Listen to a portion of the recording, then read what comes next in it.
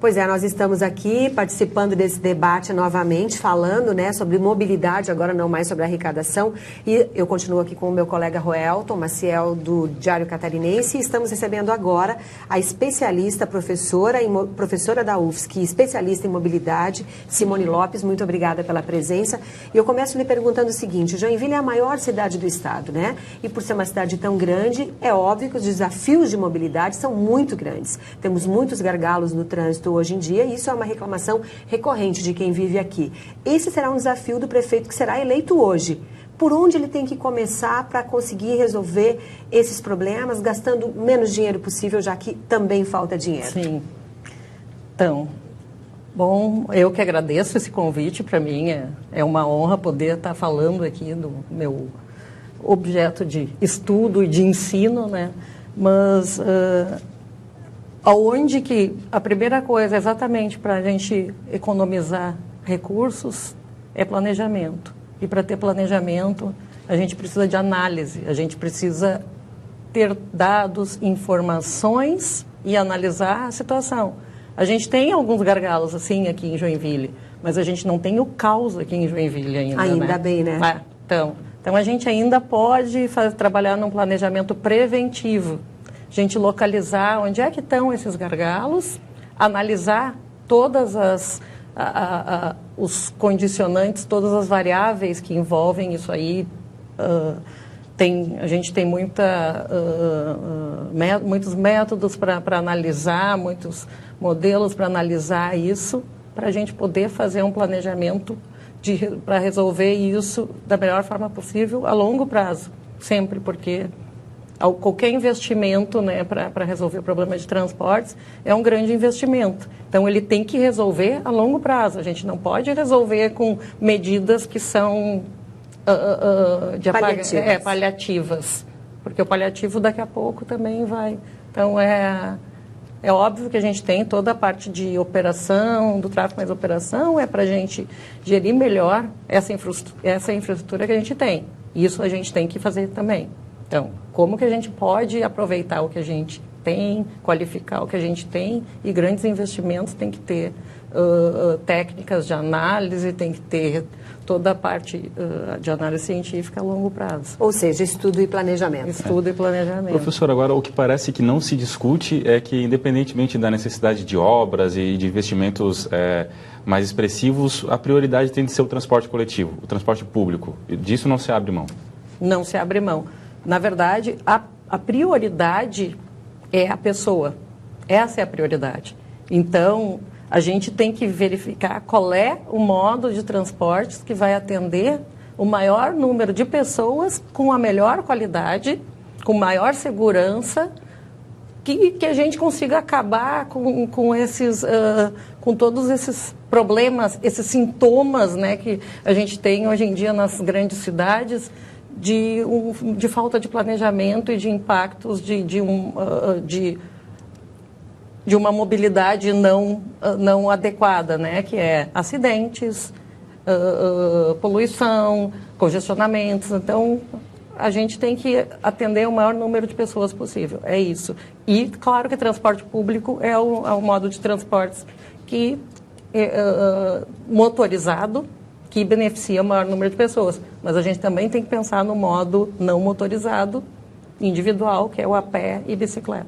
Bom, quando a gente fala em transporte coletivo, né, aproveitando a pergunta do Roelton, a gente fala de uma realidade também que em Joinville, assim como em outras cidades, cada vez mais se vê o passageiro deixando de usar o ônibus. O que dá para fazer na contrapartida para levar esse passageiro para o ônibus novamente, usar o transporte coletivo e até incentivar que outras pessoas também façam uso do transporte coletivo, porque isso com certeza vai fazer com que o trânsito flua melhor, né, menos carros circulando, mais gente usando o transporte coletivo, professora? A gente tem que estar constantemente avaliando, né? Reavaliando a nossa infraestrutura e a qualidade do nosso serviço.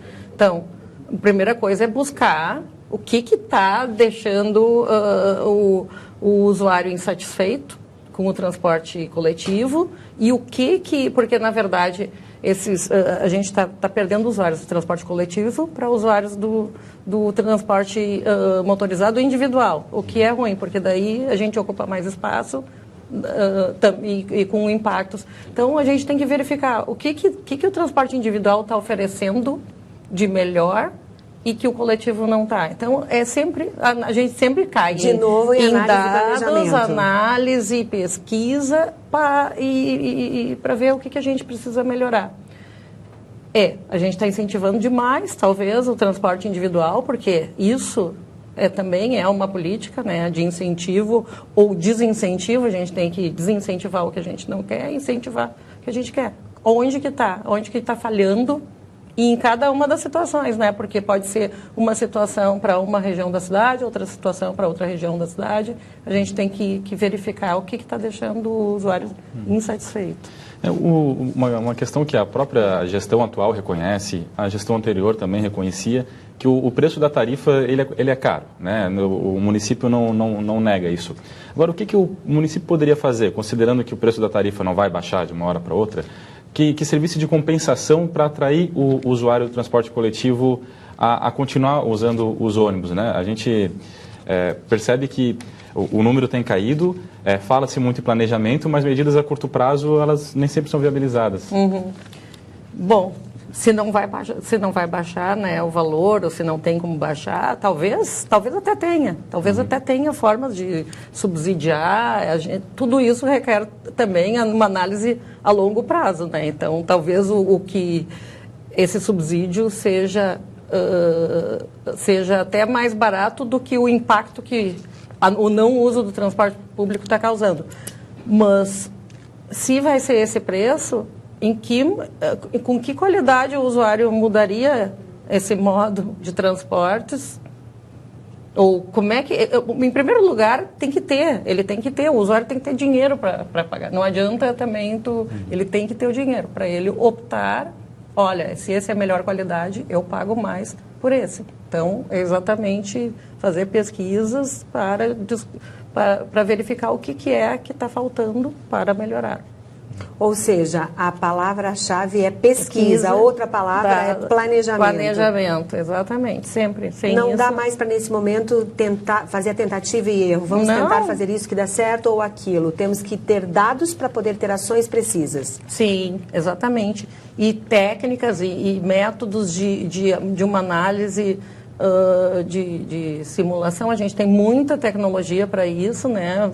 Então, tem muitos modelos de simulação a longo prazo que considera toda a interação entre o desenvolvimento urbano e o transporte, investimentos. Então, a gente tem que fazer isso. A tentativa e erro é através de análise de simulação, não na realidade, né? E também buscar exemplos fora. Às vezes eu falo, olha, às vezes a gente nem precisa tanto de modelos de simulação se a gente consegue ver fora.